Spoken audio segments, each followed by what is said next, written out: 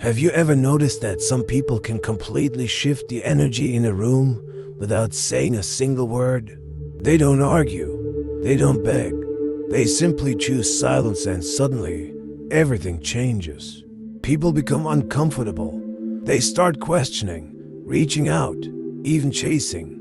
That's not magic, that's power. Now imagine if you did the same. Imagine choosing silence over reaction, distance over emotional outbursts. What would happen if you stopped being constantly available emotionally, mentally, even physically? The answer might surprise you, because the moment you withdraw, the dynamic changes. People around you, used to controlling you through your reactions, begin to lose their grip. Carl Jung once said, "Everything that irritates us about others can lead us to a better understanding of ourselves." Think about that. When you stop reacting, who gets upset? Who tries to provoke you just to get a response? These reactions say more about them than about you. The truth is, most of us give too much of ourselves in an effort to keep the peace, to be liked, to be accepted. We respond instantly, say yes when we mean no, and offer emotional support to those who were never truly there for us. In the process, we give away our energy piece by piece. And what's left? Exhaustion, frustration, emptiness. But what if I told you that your silence could be your greatest strength? That withdrawing isn't weakness, it's a declaration of self-respect. Jung called this process individuation, becoming whole, authentic, and sovereign over your own energy. You've been taught that being present and reactive means you're kind, loyal, valuable. But let me be clear, constant availability is not a virtue. It's a trap. It keeps you predictable and easy to manipulate. People start to use you not for who you are, but for the emotional comfort you provide.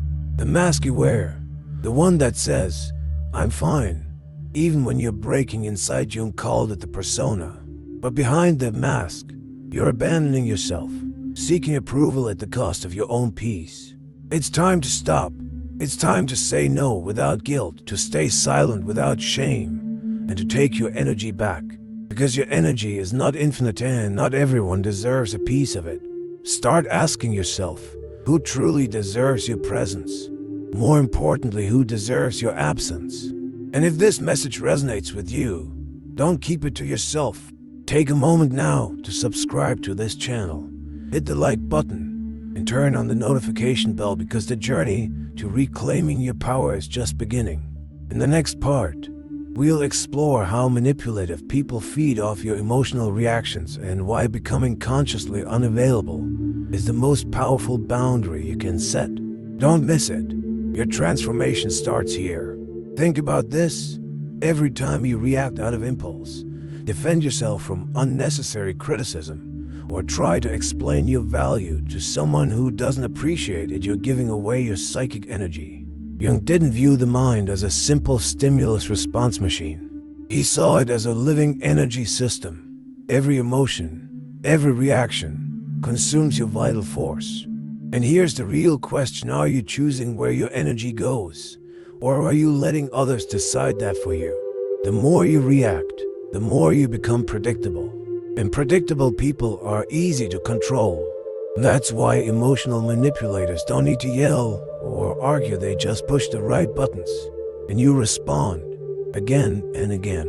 But when you stop responding, when you breathe before speaking, observe before engaging, everything changes. That's when true power begins, not in dominating others, but in mastering yourself.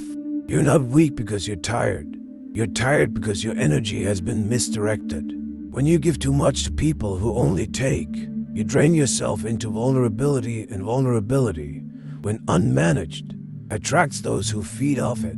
So here's your challenge. Begin to guard your energy like it's gold. Learn to say no without apologizing. Learn to be silent, even if it makes others uncomfortable. Start asking yourself, why am I reacting? Who benefits from my reaction? Jung said that which you resist persists. The more you try to control the narrative, the more you get stuck in it. You don't need to win every argument. You don't need to explain yourself to everyone. Your peace is proof enough of your growth. So, what's the next step? Observe your triggers. Understand your impulses. Then reclaim control. Not to become cold or distant, but to become selective, a guardian of your own energy. Because here's the truth. You don't owe your emotional availability to anyone. And the moment you understand this, you begin to break the chains that others have quietly wrapped around your mind for years. And if you're still watching, I know this message is speaking directly to something inside you. Don't just listen, act on it. Reclaim your time. Reclaim your space. Reclaim you. Make sure to like this video, subscribe, and turn on notifications, because in the next section, we'll go even deeper into how silent manipulation works and why unavailability disarms emotional games faster than any confrontation ever could. Let's go deeper. You think you're making conscious choices. You believe you're in control, but most of your emotional responses are programmed. They were conditioned in you long ago, and those who sense this can manipulate you without saying a word. They don't raise their voices. They don't beg. They just press the buttons you've left exposed, then like clockwork, you react. Carl Jung called this projection a psychological mechanism where people unconsciously transfer their own inner conflicts onto others. But here's the side no one talks about. The more emotionally available you are, the more you become the screen for these projections. Think about it, that friend who only reaches out when they're in crisis. That partner who only values you when you save them. That colleague who flatters you, but only when they need something. They're not connecting with your true self. They're connecting with the idea of you, the role you've been conditioned to play. And why do you keep playing it? Because you fear disappointment. You fear rejection. You fear being alone. But here's the truth. Manipulation doesn't always shout. Sometimes it whispers through guilt. You feel obligated to explain. You feel responsible for others' emotions. You respond even when it hurts you. You justify even when it drains you. That's how they control you, not through force, but through your own program need to please. So, what happens when you stop reacting? The manipulation breaks. The projections collapse. The emotional narrative begins to unravel. And those who once depended on your chaos to feel in control, they panic, they attack, they accuse. Not because you're wrong, but because you become a mirror they can't manipulate anymore. Jung once said, "We do not become enlightened by imagining figures of light, but by making the darkness conscious." That means looking at the ways you've been used, drained, and turned into an emotional puppet and choosing, consciously, to end it.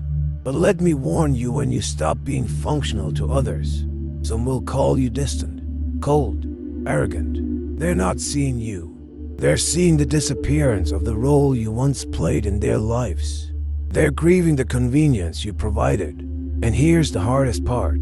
Your unavailability forces others to confront their own emptiness. That's why your silence feels threatening. It strips away the illusion of control. But here's what I want you to remember.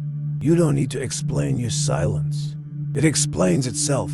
It speaks louder than any defense ever could.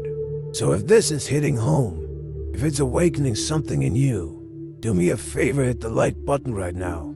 It tells the algorithm this message matters. And more importantly, subscribe and activate the bell icon, because in the next section, we're going to explore why silence isn't just protection, it's transformation. Get ready to discover how true inner power is born from the quiet spaces where no one else can interfere. In a world obsessed with noise, where everyone is shouting to be seen, reacting to be relevant, there's a forgotten power, quiet force, a hidden weapon, silence. Not the silence of fear or passivity, but the conscious, deliberate silence that comes from inner strength. A silence so powerful it destabilizes everything around it, not by confrontation, but by withdrawal. Jung understood this. For him, silence was not emptiness. It was space for observation, reflection, and transformation. When you stop reacting, you start observing, and what you see might surprise you. You begin to notice the cycles, the manipulation patterns, the emotional games you once called connection. You see how you've been giving too much, too fast, to people who only take. And for the first time, you understand silence as clarity. It's in that silence that your healing begins. Have you ever noticed how some people panic when you don't reply right away? When you don't justify yourself? When you simply disappear? It's not that they miss you. It's that your silence has taken away their narrative control. As long as you're speaking, you're playing their game. But when you go silent, you break the rules. You write new ones. That's the power of conscious silence. It's not absence. It's amplified presence. It doesn't ask for attention, it commands it. And most people aren't ready for that kind of presence, because it reflects everything they're avoiding in themselves. But here's the truth few are willing to admit. Your silence is more powerful than any argument. It doesn't defend. It doesn't explain. It just is. And that alone is enough to dismantle manipulation, emotional chaos, and false connections. Jung called this stage sacred isolation, the part of individuation where you step away from the collective noise and return to your center. Not to disconnect, but to reconnect with your essence. But beware, this silence has a cost. You'll be misunderstood, called cold, distant, uncaring. But what they're really saying is, I can no longer control you. And that's the point. So I ask you, are you willing to pay that price? Are you ready to be misunderstood in order to protect your peace? If the answer is yes, you're already walking the path of true transformation. And if this message resonates with you, show it. Tap that like button, subscribe if you haven't already, and turn on notifications so you never miss a chapter of this journey.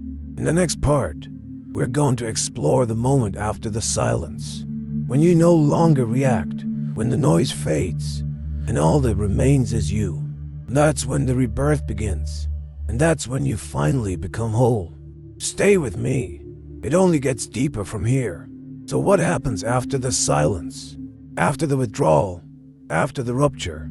After the guilt fades and the noise dies down? What remains? You. At first, it feels like a void. Like you've lost something. Friends grow distant. Familiar voices go quiet. And there's a part of you that wonders, did I go too far? Did I isolate myself? Am I alone now? But stay in that silence long enough, and something extraordinary begins to happen. Clarity enters. Peace takes root. You no longer feel the urge to explain yourself, to win people back, to fix what was never truly whole. Instead, you begin to taste a different kind of solitude, not the absence of others, but the presence of yourself. Carl Jung called this the solitude of the strong, a sacred moment in the individuation process, where the noise of the world fades and your true voice finally emerges. You no longer live for validation. You no longer bend to be accepted.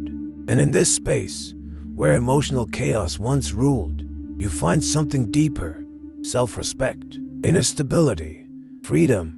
You stop being the actor in everyone else's story and become the author of your own. Yes, you'll lose people, but you'll find yourself. Yes, you'll leave behind places and roles, but you'll step into truth. Yes, you'll be misunderstood, but you'll finally be respected, not for your silence, but for the sovereignty it represents.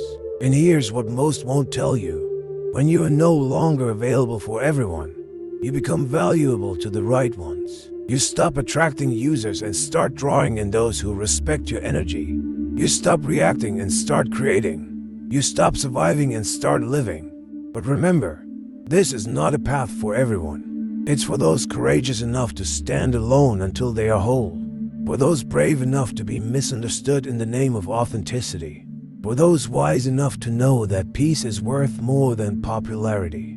So now I ask you, from the quietest place in your soul, are you ready to choose your peace, even if it costs you everything that once made you feel safe? Are you willing to be rejected, misunderstood, even hated if it means being you? If the answer is yes, write it below in the comments. I choose my peace. Let's see how many of us are walking this path together. And if this message resonated, don't leave without hitting the like button, subscribing to the channel, and turning on the notification bell, because this is just the beginning. More content is coming to guide you through the next stages of your journey toward clarity, energy, and sovereignty. Until then, stay silent. Stay strong. Stay true to yourself. See you there.